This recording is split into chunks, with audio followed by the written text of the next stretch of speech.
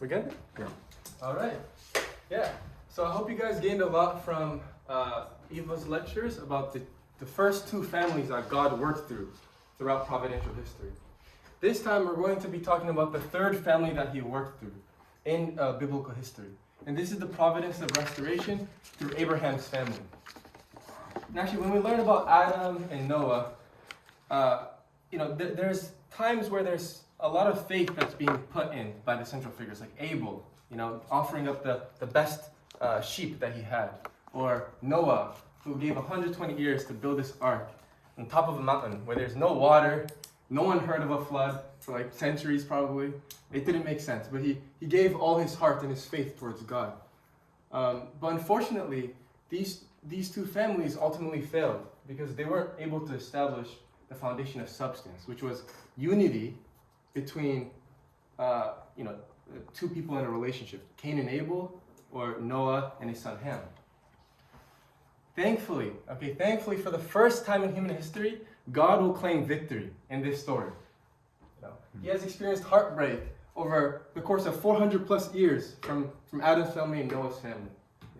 Investing so much for one day that they can be one with him, but not reaping any fruits because it ultimately failed. But I hope that throughout this story, we can learn how good wins over evil. Because this is the first, true substantial victory and joy that God felt. So to really understand Abraham's family, let's first review, why am I holding a pen? Let's first review why the providence of restoration is necessary in the first place and why Abraham had to come about. So just really quickly, we learned that God had a purpose for creating us. And do you guys remember what his purpose was? Creating joy through relationship. Beautiful. Yeah. And Yeah. Relationships of oneness centered on love, true love. And this was his dream. But in order to accomplish that, he hoped for the first human ancestors, Adam and Eve, to go through a growing period, mature in their ability to give and receive love. And ultimately, enter in this relationship that is one with God, one with each other, and form an ideal family that will spread to the community and the world. Of course, formation, growth, completion that they had to go through. But unfortunately, this wasn't the case. God experienced heartbreak when the archangel tempted Adam and Eve and essentially took over the entire family. Now this relationship was no longer centered on true love, but now centered on false love, heartbreak, and a fallen family. And this is where, sinful history, this is why we see sin all over today. But as we learn, God is an unconditional parent, and he'll do anything to restore us back to him, because that's his dream, that's his hope. So that's the purpose of the providence of restoration. That's the purpose why he called upon chosen people, so that he can raise the people's hearts, morality, and help them mature closer and closer to him, so that they can ultimately receive or establish the foundation for the Messiah, upon which the Messiah comes, is accepted, and gives rebirth by showing the true example of what a true person is, what a true family looks like, and spread that to the world.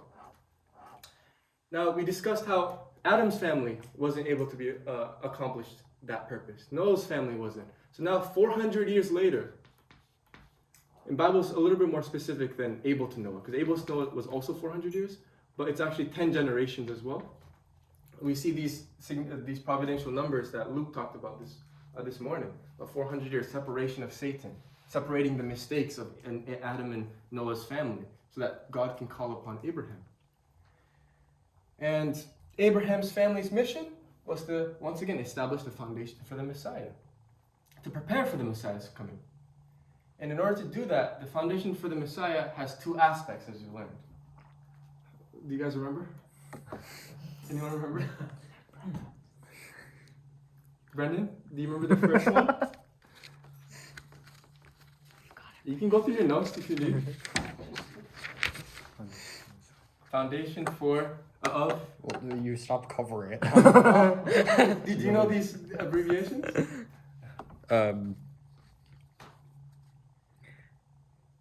Foundation of faith and foundation of substance. Let's go. Thank you. Thank you. Everything's Sorry for really putting you small. on the spot. Sorry for putting you on the spot. That was good. I'm glad we're learning. Yeah. Yes. Here.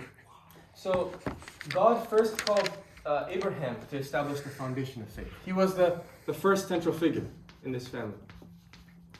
And in the Bible, it's written that God told Abraham first that he was going to be blessed. And in Genesis 12:1, Genesis 12, chapter 1 through 3, this is what it says. It says here, "Now the Lord said to Abraham, 'Go from your country and your kindred, and your father's house, to the land that I will show you. I'll make you a great nation, and I'll bless you, and I'll make your name great, so that you will be a blessing. I will bless those who bless you, and curse those who curse you.'" So this is a huge blessing that he's giving onto Abraham. Right? Abraham was in the land of Haran, and his dad was an idol worshiper, okay, an idol maker. So imagine hearing like the word of the one true God, calling upon him. And after this blessing, Abraham moved from Haran to a land known as Canaan. And this is where Abraham's descendants, or God's chosen people, will be raised up into this promised land. We'll look more into that in Moses' course after. But anyway, after he moves to Canaan, he's called to establish the foundation of faith by gathering a female cow, gathering a ram and a goat, and a dove and a pigeon, all 3 years old. A ram and a goat, and then a dove and a pigeon. And God told him to fetch all these animals, bring them to one altar, and cut each of them in half. Okay, cut each of them in half, and lay one top over the other. That's what God instructed Abraham to do. So Abraham, newly blessed by God, he's like, okay, let's do this. So he grabs one of his female cows that he has in his farm. He grabs a ram and a goat. And then I don't think they had doves or pigeons just laying around. So he probably had to fetch for them, And this wasn't easy. He had to catch these, and he may have taken hours just to finally catch a pigeon, for example. This isn't like New York City or Boston where the pigeons are just walking next to him, what's up, Ildi, you were in New York before. I'm sure the pigeons, they hop on the train with you. They know to stop, They don't care. But it wasn't like that. I can imagine Abraham having one of those jellyfish catchers that SpongeBob has in his show, and he's trying to catch the pigeon. But once he does that, he puts them all on an altar and starts cutting them in half. He brings the female cow, big animal, and he starts cutting it in half. And mind you, this was primitive times. This was over 4,000 biblical years. Right? So they didn't have a chainsaw that they can just go, cut the food in half. That's not how it worked.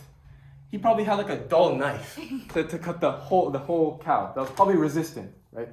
So this took a long time, from hours and hours, just to cut the cow, the ram and the goat as well.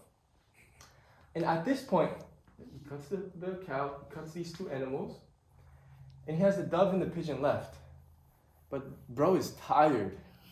He's exhausted. And he's like, you know what? I think this is good enough. I'm going to sleep. I'm just too tired right now. So instead of finishing the offering, he goes to sleep. And in the Bible it says, lo and behold, birds of prey scattered around the offering. Vultures. And they started eating the carcasses of these animals. And this is a symbol of Satan invading the offering. This was an offering for God, but because he didn't cut the dove and the pigeon, Satan was able to defile the entire offering. So now it's Satan's now. But the question is, why? Why was this such a huge mistake? Not cutting the dove and the pigeon. It seems like such a small thing,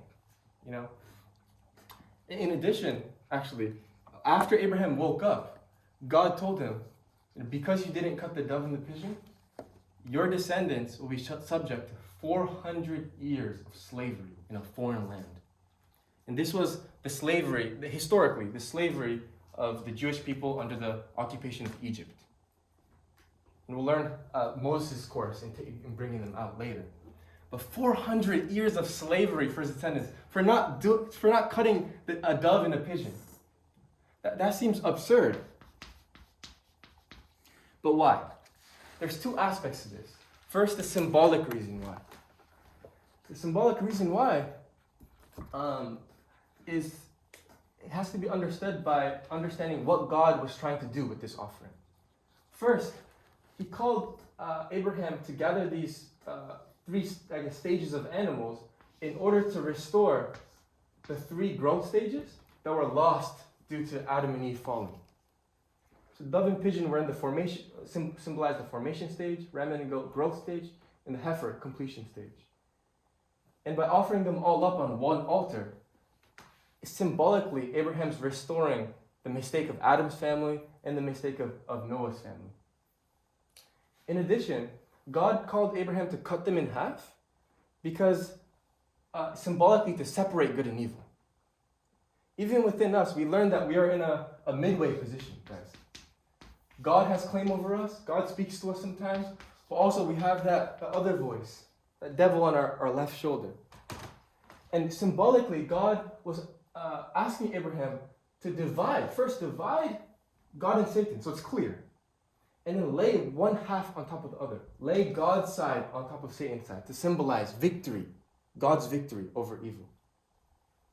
But by not cutting the dove and the pigeon, Abraham is indirectly saying, or in effect, allowing Satan to claim the offering because it hasn't been divided. So Satan says, okay, you haven't divided the offering between good and evil? Okay, I can claim it now because I have claim. I have half the claim over this offering. So that's why in the Bible it says the birds of prey started eating the carcass and defiled the offering. And because of that, a mess. And he probably felt so bad, knowing what he did to his descendants. The second, more practical reason why he didn't offer the practical reason why this was such a huge mistake is because Abraham was kind of overcome by complacency. Like he felt that he did good enough to God. And the reason why he was so complacent, in my perspective, is because he was disconnected. There was a disconnect between him and God. Now, Abraham, when he's doing this, he's just thinking about his own blessing. I'm already blessed, and it's about my blessing. It's about my circumstances, my emotions, my tiredness, me. He's just thinking about himself, so that when circumstances arise, when he's tired, when there's obstacles that are challenging him to complete the offering, he doesn't have enough perspective to overcome those emotions and circumstances because it's all about him he's thinking at this moment. Whereas God is thinking so much wider. He has such a wider perspective about the importance of this symbolic sacrifice. And I can really relate to this with Abraham because sometimes I do feel disconnected with God and his higher purpose. We're so busy throughout our days and it's easy to become self-absorbed and only think about, like how things are affecting me, my emotions, my circumstances, and there was actually something that happened like 3 weeks ago, actually, where I had to register for my classes next year, and currently I'm on my internship. I'm working at the Children's Hospital here in Boston. And I'm doing this CARP thing, preparing for the retreat.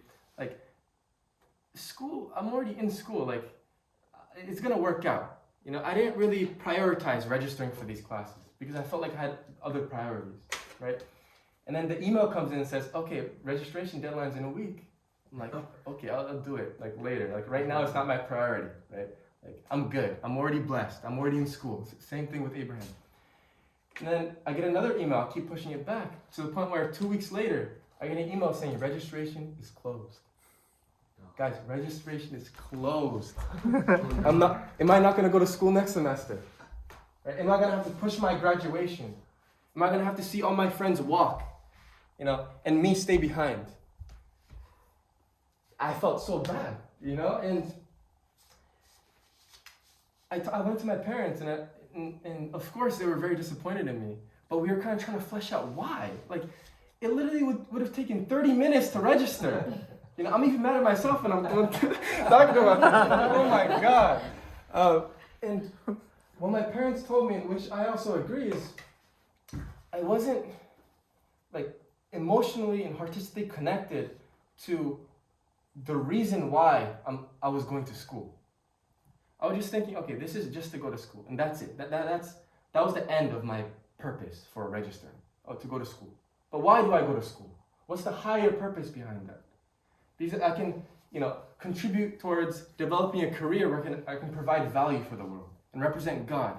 That's the higher purpose. But I wasn't thinking about that. Maybe intellectually I knew, but I wasn't connected to them. Many times we intellectually know things, but the heart isn't there. So what happened?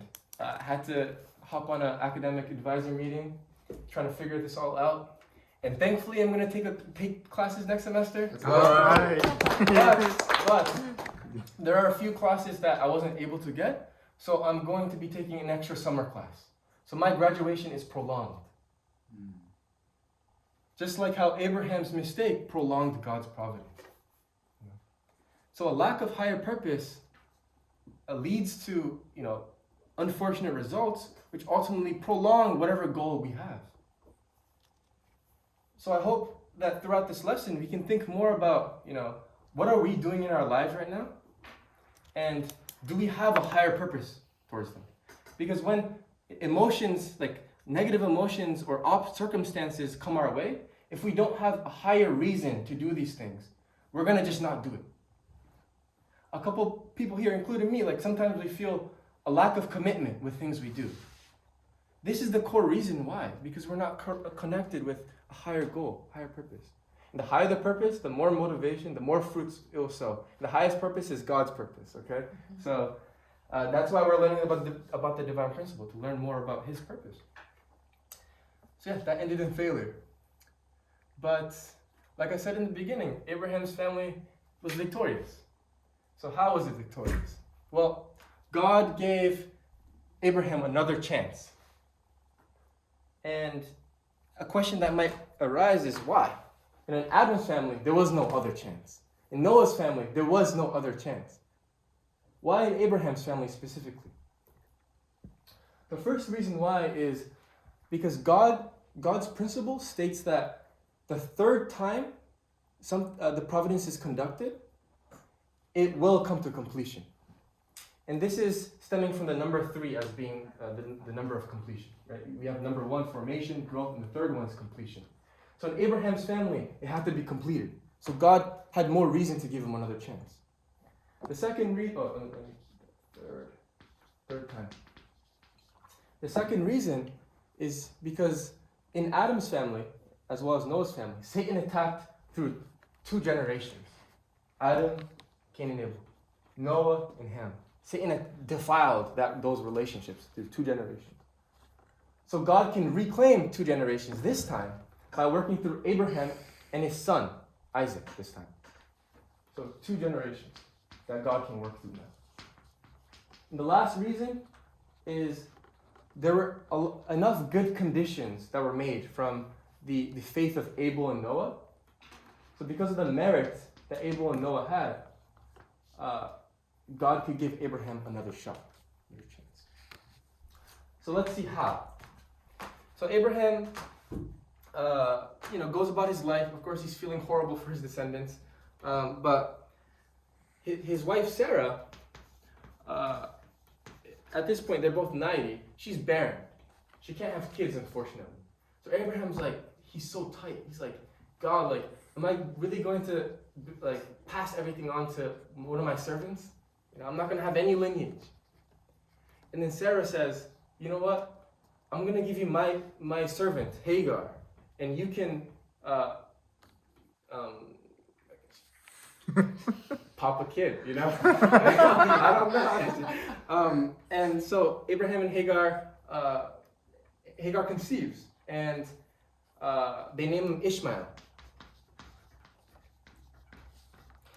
But soon after Ishmael is conceived, and Sarah sees Hagar, is so joyful. Abraham's so joyful that they have a son. Sarah becomes envious, and she starts getting upset because Abraham is her wife, her husband, right?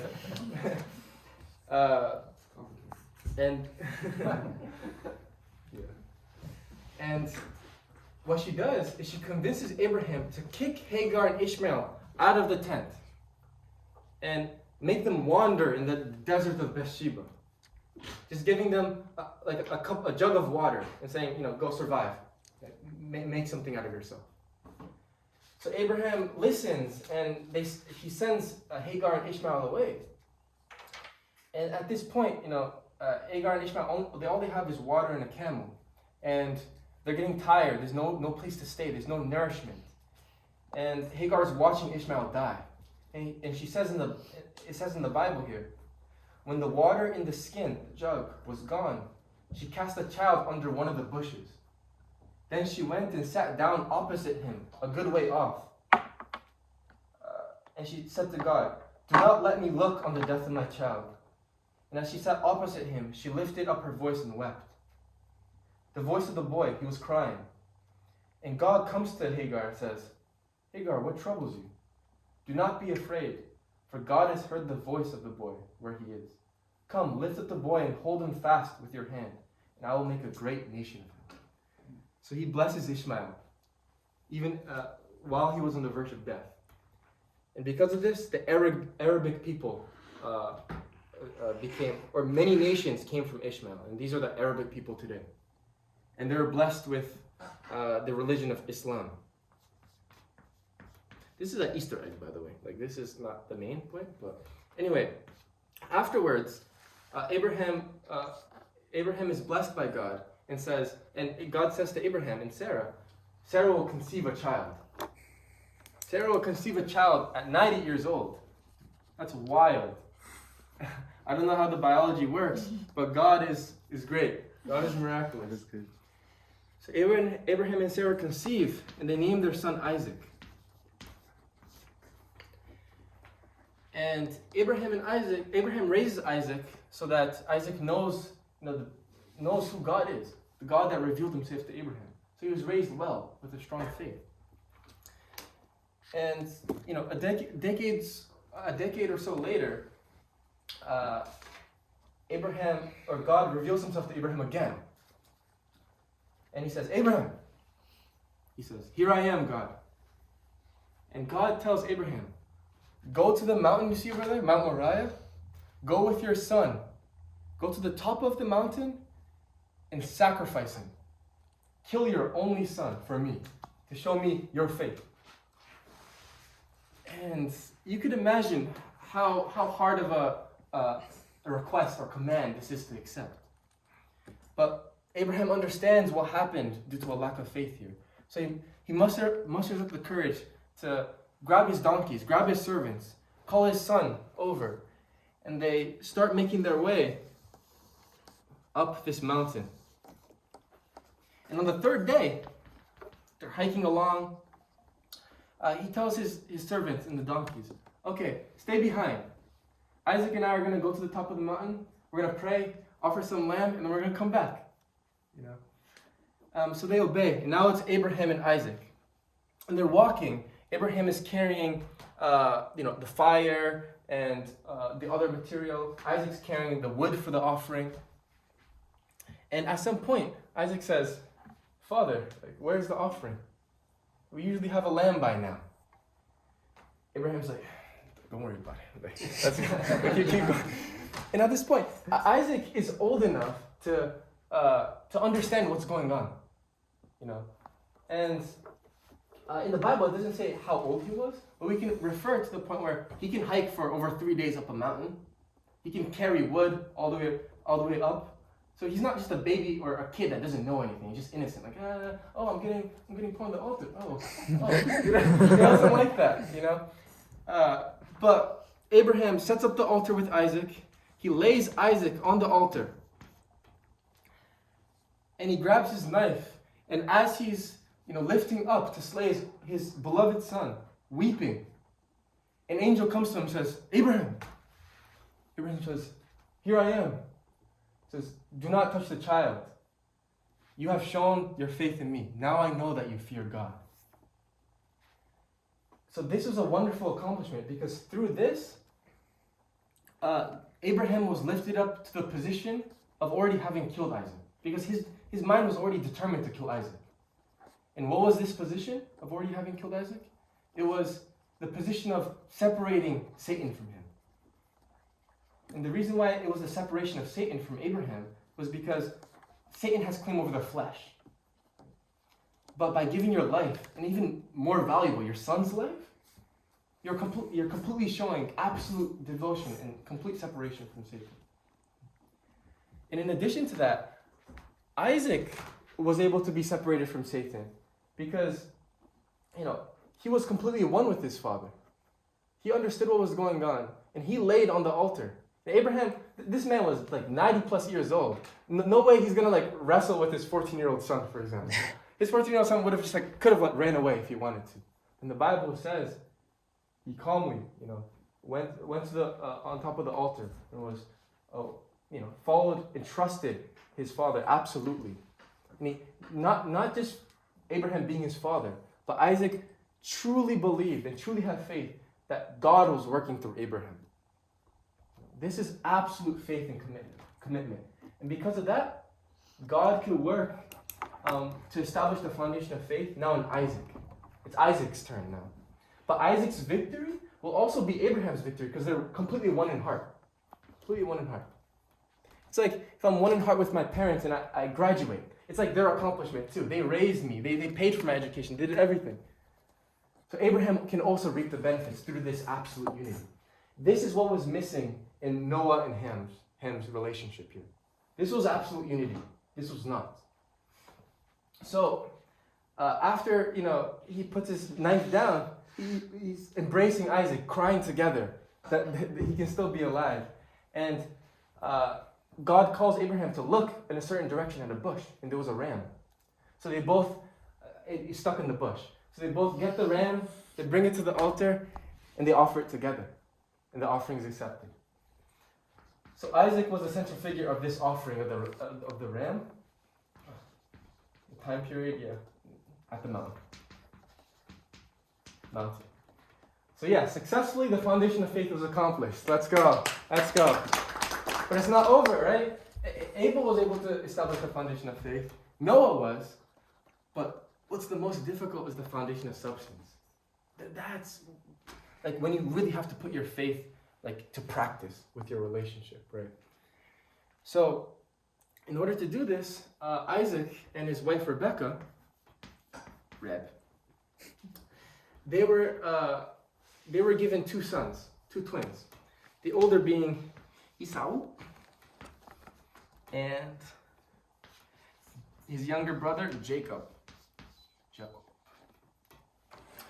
Now Esau was in the position of Cain. Foundation of substance is always about the relationship between Cain and Abel and trying to overcome the fallen nature. And Jacob was in the position younger brother Abel. Now it says Esau came out hella hairy. Like bro was hairy. He was very strong in nature. And they always fought, even in the womb, it says. Rebecca was having a lot of pain because the kids were in a boxing match in the womb or something. It's written in the Bible actually. When Esau and Jacob came out of the womb, Jacob was holding onto Esau's leg, like this, coming out. And so you can see already the conflict symbolically, what was going on here.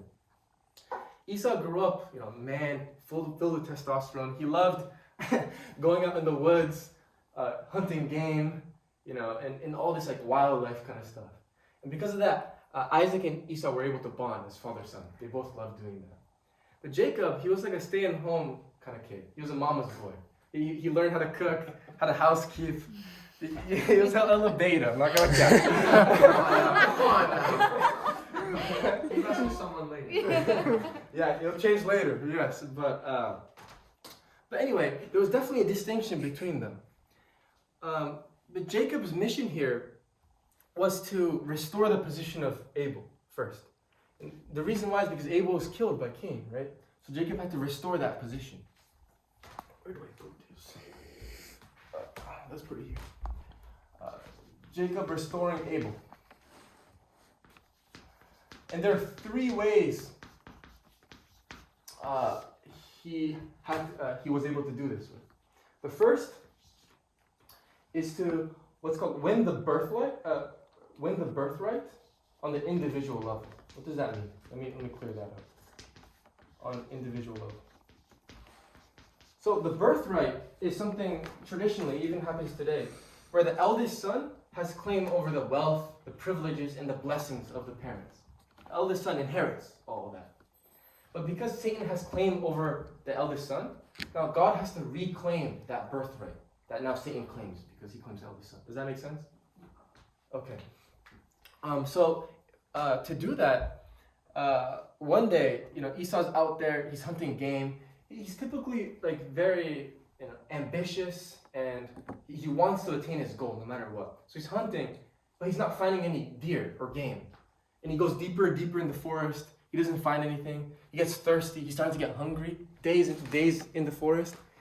And then after a couple days, he decides to go back. And he's trying to find his way back. And finally, he finds his house. And Jacob's, he's just cooking outside.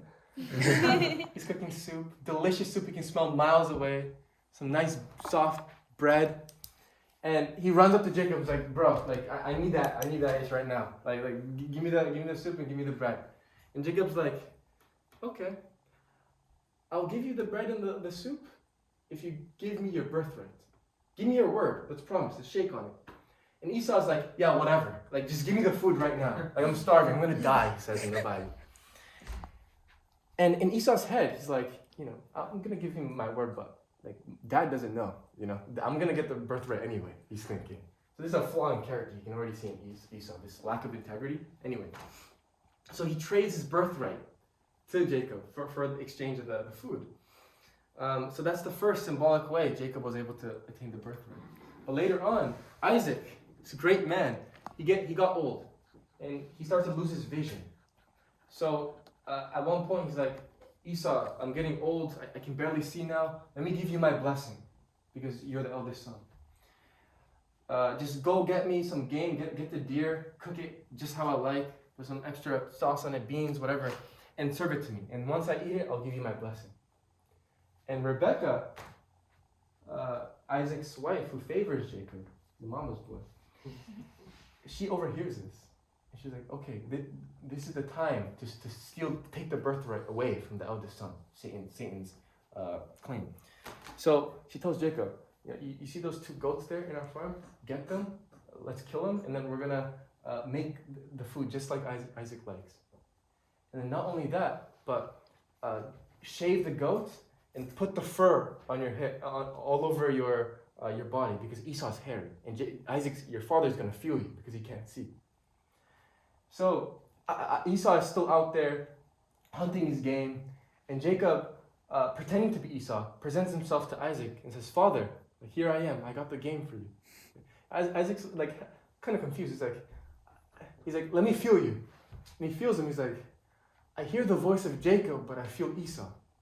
Let me taste the game." He's tasting. He's like, "Oh, just the way I like." You know.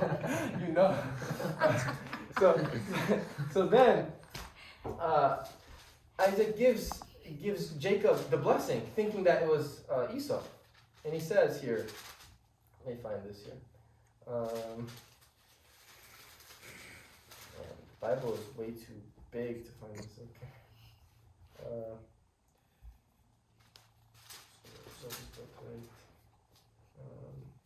Yes, he says, "May God give you of the dew of heaven and of the fatness of the earth and plenty of grain and wine. Let people serve you and nations bow down to you. Be Lord over your brothers," the birthright, "and may your mother's sons bow down to you. Cursed be everyone who curses you, and blessed everyone who blesses you." So Isaac's blessing is God's blessing to Jacob. So in that way, Jacob completely steals the birthright. And it says in the Bible, a few moments later, actually, God's timing is always the best timing. But a few moments later, Esau pulls up with his game. He's like, Father, here I am for you. Eat this so I can receive your blessing. And Isaac says, I have already given you my blessing, son. What are you talking about? and then Esau said, no, you didn't. And he realizes that actually Jacob stole the blessing. And Isaac said, Esau was like crying to his dad, saying, please, like, can you give it to me again? Like, give me one too. And what did his father say? I can no longer give it to you. I've already given it to your younger brother. He says, see, away from the fatness of the earth shall your home be, and away from the dew of heaven on high. By your sword you shall live, and you shall serve your brother. But when you break loose, you shall break his yoke from your neck. I don't exactly know what the last part means, but anyway, this was kind of not the blessing, but almost like a curse in a sense. And Esau gets so upset, man. This man's enraged. You already know he has like a short temper, but he gets so mad, and he's like, he pledges to himself that he is going to, after Isaac dies, which is soon, he's going to kill his younger brother for what he did. Mind you, this is a blessing that is all the wealth and God's blessing for his entire lineage. This is huge stuff here. So Rebekah actually overhears Esau making this pledge. So Rebekah tells Jacob, son, go back to Haran, where we once lived, and go live with my brother Laban, your uncle. So Jacob flees because he knows Esau is going to kill him. So Jacob flees, and he arrives to Uncle Laban's crib, and he sees Uncle Laban's two daughters, oldest Leah and youngest Rachel. And Rachel is looking so fine like him, like she's so beautiful to him that he makes a covenant with his uncle, saying, I will work 7 years so that in exchange, I will marry, if I can marry your youngest daughter, Rachel. So Uncle Laban's like, okay, you can work for me. So Jacob's, as a servant, feeding the pigs, shepherding the lambs, doing all the housework, and all that, cooking and whatnot. And after 7 years, and the Bible says, 7 years went by really quick because he had so much love for Rachel that it flew by really fast. Love can do that, I guess. And after 7 years, it's time to consummate their marriage. Marry and then go to the tent and consummate their marriage. So, so the marriage is consummated. He goes to the tent and he makes love with his new wife. That's actually covered, but he believes it's Rachel. And he wakes up the next morning and it's Leah. He's like, bro, what? He's done so wrong and he's so upset. He goes to his uncle and he's like, what's going on here? You promised your youngest daughter. And Uncle Laban's like, I mean, we don't do that. We don't do that kind of stuff. We want the oldest daughter to get married before the youngest daughter. And we know that tradition. You talked about your friends who's like that. But so Jacob's like, okay, another 7 years he works. So at this point, 14 years he's grinding for this girl. Okay, and finally Uncle Laban gives him Rachel. And then after that, he works another 6 years, so total 20 years, to gain all the wealth, like all the cattle that Uncle Laban had. So this, in essence, is restoring the birthright on the family level. Because symbolically, he won the birthright, and now it's time to actually receive the wealth. And he was able to do that. On the 21st year, we saw in Luke's lecture, 21 is a significant number as well. The 21st year, Jacob understood that it was time to go back to Canaan, where his older brother was, his family was. And he first sends 2 servants ahead and tells them to tell Esau that Jacob is coming. And he wants to find favor in Esau. And once Esau hears this, he gathers all his men, and the Bible says 400 men. And they start marching towards Jacob. And Jacob knows this, so he tells his servants to grab all the cattle and give it all to Esau by setting up tents one by one. And as Esau is marching closer and closer to Jacob, he's encountering like a loot box, and there's like this time it's like cattle, donkey, and then he keeps marching. He's still upset. He's like, nah, that doesn't do it. And then he gets to another tent. Now there's actually more cattle, and this time servants. Now he's like, nah. He keeps going. He keeps receiving gifts and gifts and gifts from Jacob. And mind you, Jacob gave his life for all this wealth and the family that he has now. The Bible says he was tricked over 10 times by Uncle Laban. But he had this perseverance that no matter what, I'll be successful. How many times do we have that commitment to God and to our goals? No matter what happens, I'm going to be successful. No matter what comes up, any health issues, family issues, I'm going to be successful. And this conviction that we read about in Reverend Moon's speech and that we read in the morning is what's necessary to bring victory to God and to yourself. So now Jacob, in the point of this story, he only has his family left. He has his family on Leah's side. They have like something like 8 children, and he has Rachel, his beloved wife, with Joseph, the youngest son, who he loves the most. And they're walking closer to Canaan, and they're crossing this like shallow stream called the Ford of Jabbok. Okay? And he tells his wives and his children to go ahead, cross it first. And now Jacob probably offers a prayer, and he starts to walk across the stream. And out of nowhere, this is nighttime at this point, an angel appears to him, looking like a man. And immediately, the angel tackles him on the floor, and they start wrestling, like out of nowhere. And you can imagine, like the angel's going double leg takedown, like they're going off, and they're wrestling, and Jacob's not giving up. He's getting destroyed, probably, right? To the point where, but he's not giving up.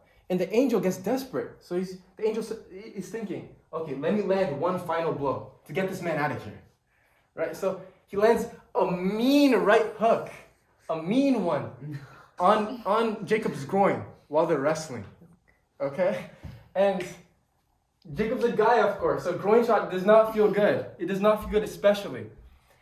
And I believe Reverend Moon said like that groin strike was symbolic in the pain God felt when Adam and Eve misused their sexual organs, and if Jacob was able to restore that kind of symbolically restore the mistake of the sexual organs. That's another Easter egg. Anyway, so hard that the leg pops out of the hip socket. It pops out. It's dislocated at this point. And at this point, Jacob might be like, you know what? Leah, Rachel, come back. We'll chill in the land of Haran and just build our family here. That might have been what a normal person would do, at this point. Because he knew Esau was going to come and kill him. Jacob prayed to God. He's like, God, I know Esau is coming to kill me. Please, protect me. Allow me to figure something out here.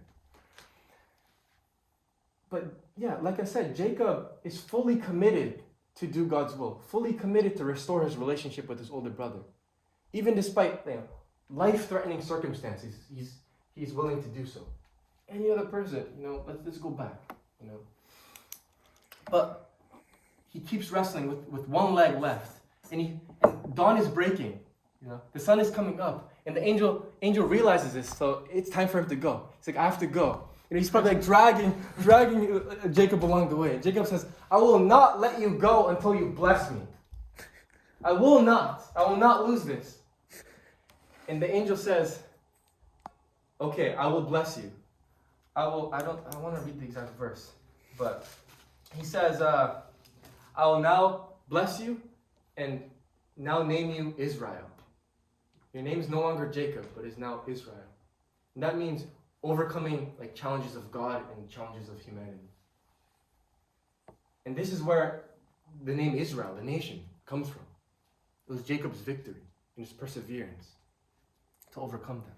And in that way, the last thing to restore his position as Abel was to restore dominion over the angels. We learned in the principle of creation that God created us as mediators between the physical world and the spiritual world. We are supposed to be, in the position of subject towards angels. We shouldn't be dominated by them. We are their masters, in a sense. If we realize the purpose of creation, of course.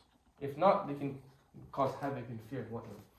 But by overcoming the angel, he's able to restore Abel. Okay, that's good. Now, he's in the position to restore this relationship. Where Esau is in the position of the archangel, so much fallen nature, so much resentment for 21 years, just festering in his heart, marching towards him. And Jacob on the side of God. So as Esau's getting closer and closer, Jacob sends his Leah and all his kids from Leah's side up in the front. And then in the very back, he puts Rachel and Joseph, his most beloved. But he's offering everything to Esau. Everything he loves and has ever loved is right here for Esau. And he goes in front of the two families and he approaches Esau. And he's approaching Esau and he bows down, puts his face on the dirt 7 times, getting closer and closer to Esau. An act of complete humility. Face covered with dirt. And at this point, Esau's heart is melting. All that resentment, it's liberating when that resentment starts washing away from yourself, when yourself. I've had times where I was resentful towards someone. But when there's communication, finally we sit down and talk about it, like this misunderstanding or how I'm feeling, how they're feeling, and that resentment slowly washes away, that's such a liberating feeling. I'm no longer controlled and tormented by this hatred that I have within myself. And Esau runs to Jacob, and he hugs Jacob, tumbling down the hill probably, and they kiss and they weep. They're crying because they haven't seen each other in 21 years. Brothers, And it's so meaningful for Esau because he's tormented by this hatred for so long. And Jacob loved Esau so much that he's willing to give everything. And as they embrace, Jacob says, no, Esau says, I can't accept this. Jacob says, no, accept my present from my hand. For truly to see your face is like seeing the face of God, since you have received me with such favor. He tells his older brother, who had so much hatred to him, when I see your face, I look into your eyes, I see the eyes of God. Is that not the restoration of the first fallen nature? Failure to see from God's standpoint? Did Jacob not restore that? He saw Esau, his older brother, from God's viewpoint. A precious child of God who was suffering from, justifiably, a lot of hatred and resentment towards him.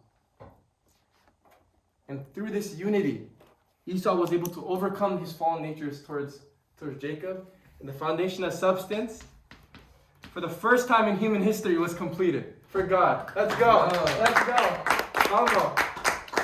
And this is so monumentous. This has never happened before for God. Put it in the perspective for God. He's invested for hundreds and hundreds of years at this point. Experienced numerous heartbreaks, so much pain. And finally, he's able to see 2 brothers unite. And by establishing the foundation of substance, this checks all the boxes required to establish the foundation for the Messiah. So now, theoretically, God can send the Messiah down and save the entire world at this point. The question is now, why? Why didn't the Messiah come at that time? The foundation for the Messiah was restored.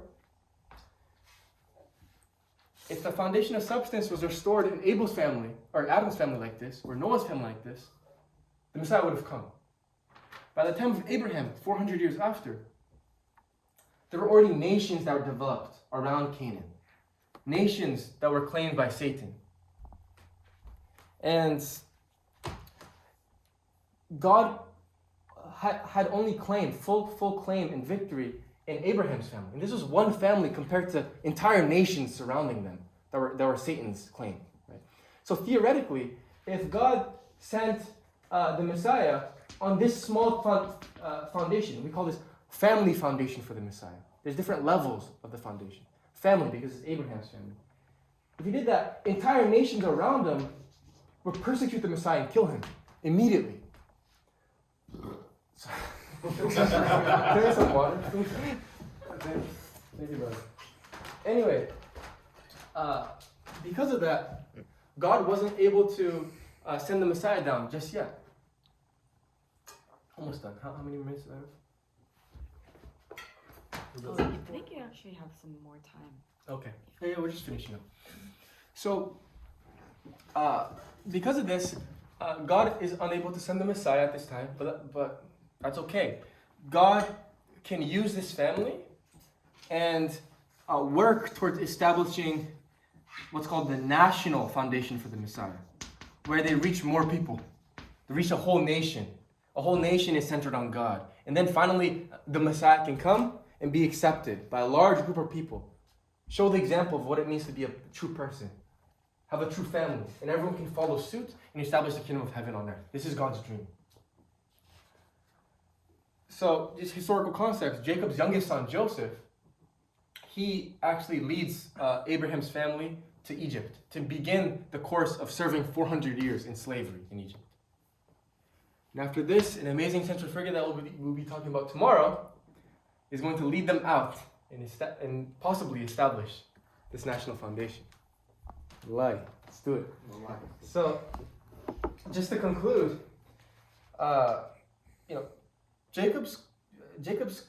Abraham's family is so rich in lessons for our own lives. First, I would like us to think about, how you can connect or how you can contribute as a crucial central figure that God can work with in the providence of restoration. God is working through each of us. You are learning God's history at this point right now. Do you not think God will work through you now with His new understanding? You are a central figure that is so valuable to God, so loved by God. No matter, your struggles in your life or your past, your circumstances, God is hoping and calling for you to grow closer to Him and contribute towards His providence to restore the world. So how can you do so? When I think about this, I think about how can I be the best future doctor? How can I represent God in the medical field? Possibly bring science and religion more together.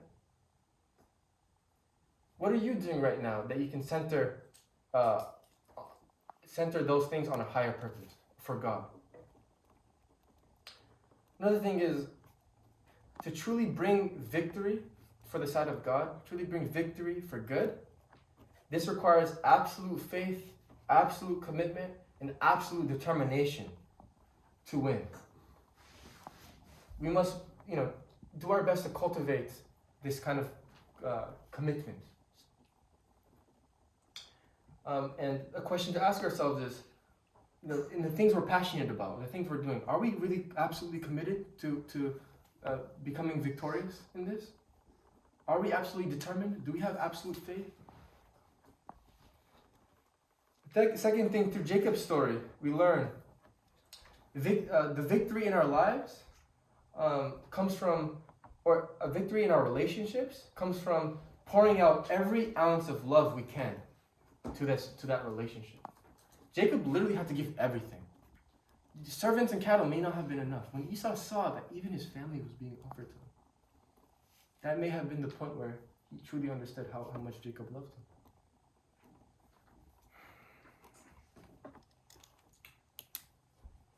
Yes. So I ask you guys to think about relationships that you have right now, the good relationships and the rocky relationships. How can you be victorious in those relationships? How can you create those harmonious relationships? What's crazy is Jacob, he has already shown us. Jacob's course is the recipe for success. And the divine principle says it is the model course to what's called subjugate Satan or win over evil. So if you ever want to see how to win in life, you see Jacob's course, because that's the model course. Moses followed this. Jesus followed this. Jacob is the model. Second to last, God's will is always predestined because He will always work. He will never give up. But when it will happen, when the kingdom of heaven will happen, is dependent on our portion of responsibility. Because God calls upon the central figure to establish the foundation for the Messiah and do work with His providence, and it's up to us to accomplish it. If we don't accomplish it, it moves on to the next generation. And our children will have to bear the same problems, the same struggles, the same obstacles that we face in our daily lives. Does anyone want a family here in the future? Or anyone unsure? Some people are unsure. No, it's okay. But do you want to give your future children the best you can?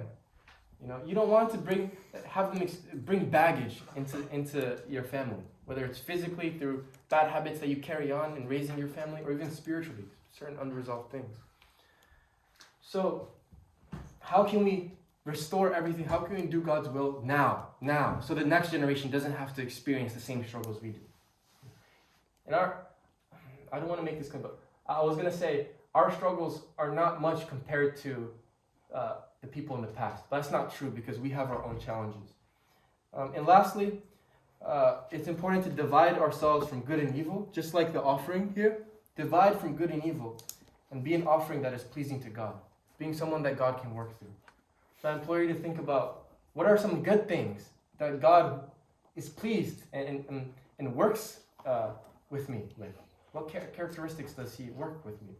Or what was it? And what are some, fallen natures or bad qualities that prevent me from, accomplishing or contributing to God's will as a central figure? And then once we clarify those, have resolute commitment and action steps to start separating them the best we can, so that we can prepare ourselves for whatever in the future, whether it's future commitments, future relationship with a spouse, a future family, and whatnot. So thank you. I want to end with one quote.